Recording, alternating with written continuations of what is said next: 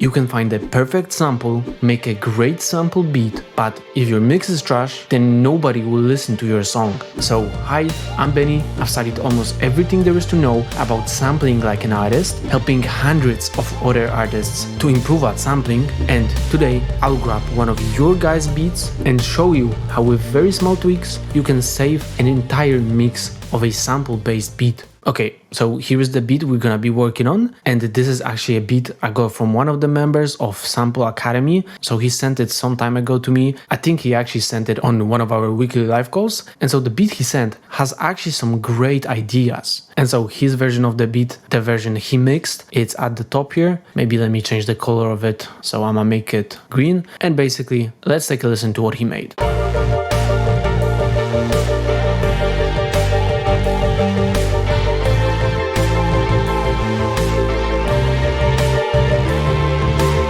And so it's a really solid idea. So if we start looking at it layer by layer, we got a few things here. First of all, we have the sample, which is this like piano track right here. Maybe let me zoom in so we can focus on it a little bit more. And it sounds like this.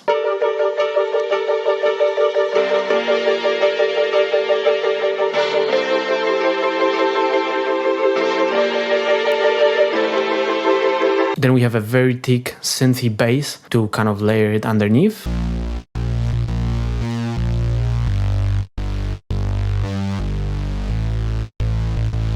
Then we have another like top layer synth.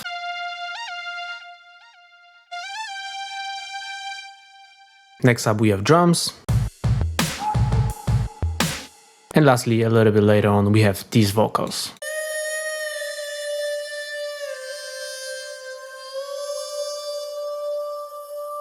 And so all of those stems are basically dry, so there is completely nothing on them. And one thing I want you to pay attention to is that actually if we just put together all of the stems dry, it actually sounds better than the mixed version. So let's actually A/B test it.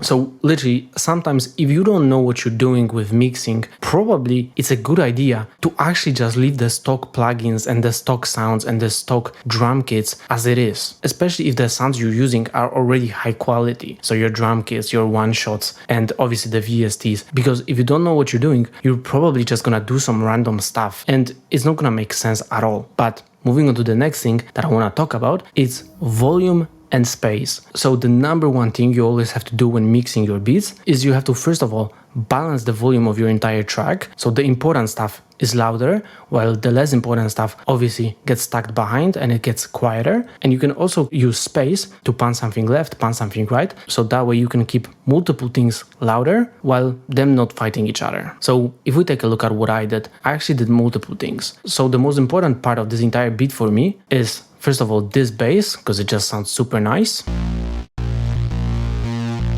So you can see I keep it on 0 dB. I don't turn it down because I want to keep it up front. And the next thing is also the drums. I also just leave them as they are because I want to keep them really up front.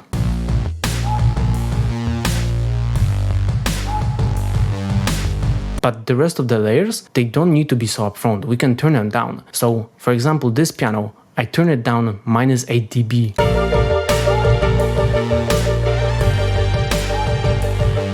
And you can hear it gets stacked way behind. Same with this vocal here, I turn it down -10 dB.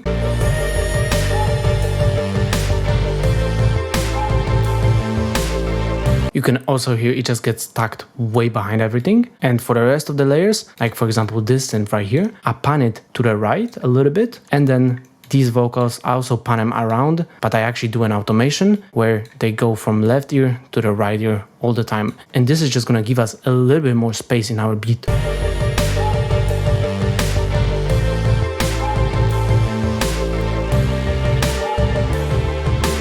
Which in this case, it also lets the bass and the drums shine, which is perfect because that's exactly what I want to do, right? And this is basically the importance of the layers. So just figure out what's the most important part of your beat, what you want to have super upfront and what you want to tuck behind, and just go based off of that. So now let's talk about EQs. I actually don't have that many EQs in here. The main EQ I kind of add is to this piano because right now it sounds a little bit harsh to me in some areas. And what I do with it is I just bring down quite a lot of frequencies to like minus 4 dB on the 200 to like 500 range, which is gonna give our bass even more space. So if I turn it off with the bass, it's gonna sound like this. Right, you can see it's peaking right around here. So I just want to turn that down so I have more space for my bass.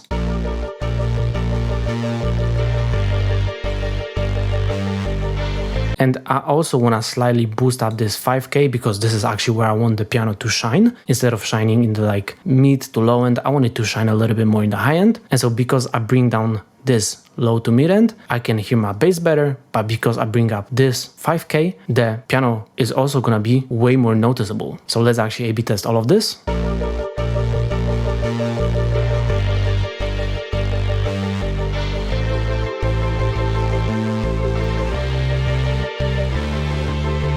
And so yeah, after that I just add one more EQ, and this EQ is basically for this vocal right here, and I just add a high pass filter so I can cut off anything that's below 1K because we simply don't need it in this vocal, and it's just taking away from the drums and it's taking away from the bass. So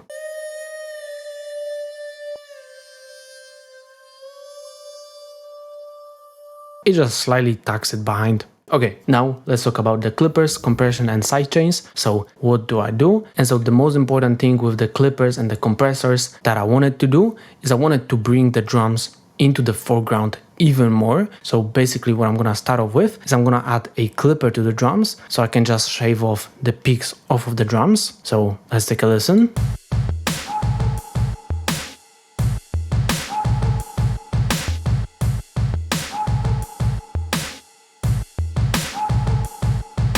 And it also just slightly adds thickness to the drums. And another thing I wanted to do with the drums is I wanted to compress them. I don't really do much. I actually do like minus 3 dB gain reduction. So that's just gonna squeeze everything together and bring the drums forward even more. So it sounds like this.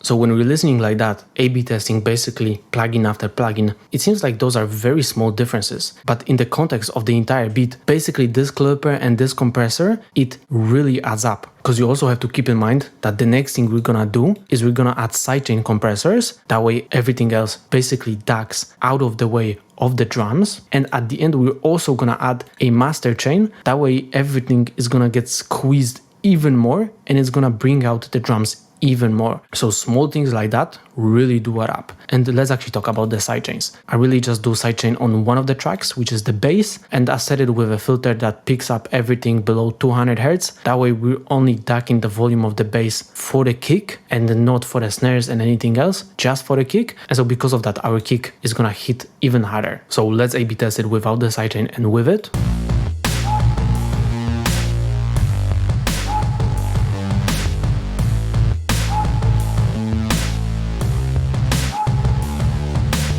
Once again, it's a really subtle difference, but you're gonna see at the end, all of this adds up. So for the drums, that's gonna be pretty much everything, but I still add a couple of clippers. So for this bass, I just add an analog clip, and that's because I actually wanna thicken this entire bass up. And so without the clipper, it sounds like this.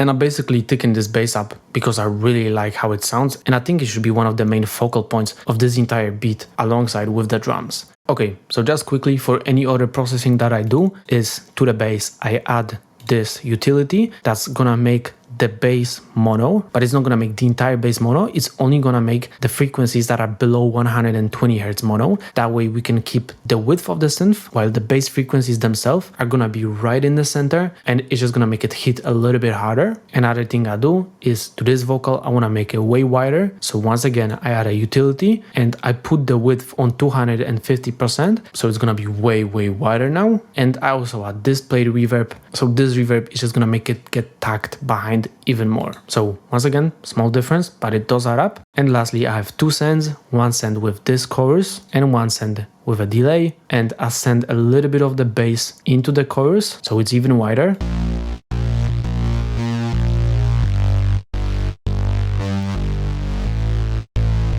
And then I send this synth into the delay, so it just kind of adds a little bit of spaciousness to it.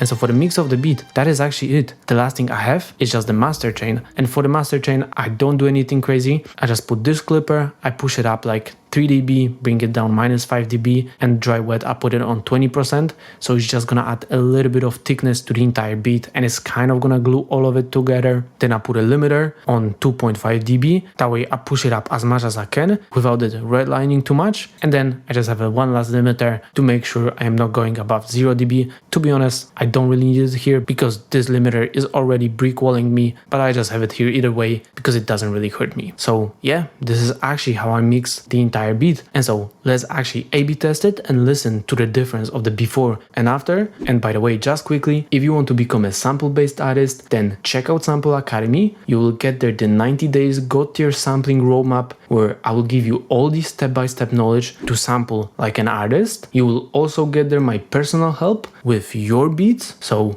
go check it out. It's first link in the description. And yeah, now that you know the basics of mixing sample-based beats, you should go and learn how to use samples. And for that, go check out my full 1-hour guide with everything you need to sample like Kanye, and see you there.